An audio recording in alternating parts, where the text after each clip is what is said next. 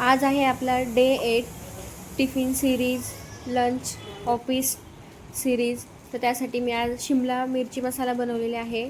तर शिमला मिरची अशी कट करून घेतली आहे. मस्त तुम्ही उभी चौकोनी कशी पण कापू शकता. आता मी मस्त शिमला मिरची कट करून घेतली, कांदा कापून घेतला, लसूण आणि कढीपत्ता घेतला, थोडीशी कोथिंबीर घेतली आणि मी शेंगदाण्याचा कूट आधीच करून ठेवलेला होता. आता इकडे शिमला मिरची करायला घेतली भाजी. सर्वप्रथम तेल घ्यायचं, त्यामध्ये जिरे, मोहरी, कढीपत्ता, लसूण टाकून घ्यायचा आणि कांदा चांगला परतून घ्यायचा. नंतर त्यामध्ये थोडीशी हिंग टाकून घ्यायची आणि त्याला चांगलं कांदा परतून शिजून द्यायचं चांगला गोल्डन होईस्तोवर. नंतर त्यामध्ये तुम्ही शिमला मिरची टाकून घ्या. आधी मसाले टाकून घ्या, मसाले नंतर टाकले तरी चालेल. मी आधी टाकून घेतला म्हणजे तेलात थोडा परतून होईल. मसाल्यामध्ये लाल तिखट, हळद, धने पावडर, कांदा लसूण मसाला, बस एवढंच घेतलं आहे. आणि आता शिमला मिरची टाकून घेतली, मस्त मिक्स करून घ्यायचं मसाल्यामध्ये. नंतर थोडं चवीप्रमाणे मीठ टाकून घ्या आणि थोडंसं पाणी टाका, अर्धा ग्लास किंवा अर्धा ग्लासाला कमी पाणी टाका. शिमला मिरची अशी लवकर शिजून जाते. आणि नंतर मी शेंगदाण्याचा कूट टाकलेला, 3-4 चमचे शेंगदाण्याचा कूट टाकून घेतला. तुम्हाला नाही आवडत नाही टाकलं तरी चालेल, तरी पण भाजी खूप टेस्टी लागते टिफिनसाठी. आणि चांगलं याला पाणी म्हणजे पाणी हे होईपर्यंत शिजून द्यायची शिमला मिरची. नंतर थोडीशी साखर टाकून घ्यायची, म्हणजे टेस्ट मेंटेन होते किंवा हे होते, बॅलन्स होते टेस्ट आणि भारी लागते खूप. अशा प्रकारे आपली भाजी शिजून घ्यायची 5-10 मिनटं वाफेमध्ये.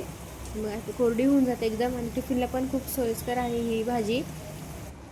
अशी वाफून मी 10 मिनटं ठेवली होती. नंतर कोथिंबीर टाकून मस्त सर्व करून घ्यायची. ही रेसिपी खूप सिंपल आणि लवकर होते आणि सकाळच्या घाईगडबडीत इकडे चपात्या पण करून घेतल्या मी. मस्त थोडंसं तूप लावून घ्यायचं, तूप लावल्याने चपाती कडक नाही होत. इकडे आता मस्त टिफिन घेतला आहे, 2 टिफिन आहे, एक ऑफिसचा आणि एक स्कूलचा.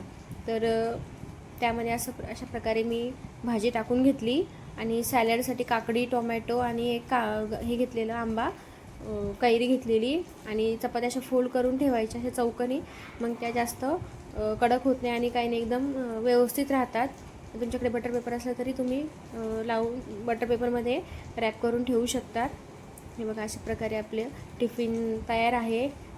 तुम्हाला नक्की ही टिफिन सिरीज आवडत असेल तर मी मागे पण भरपूर टाकले आहेत, म्हणजे 7-8 टाकले आहेत. तुम्ही चेक करू शकता माझ्या चॅनलवर.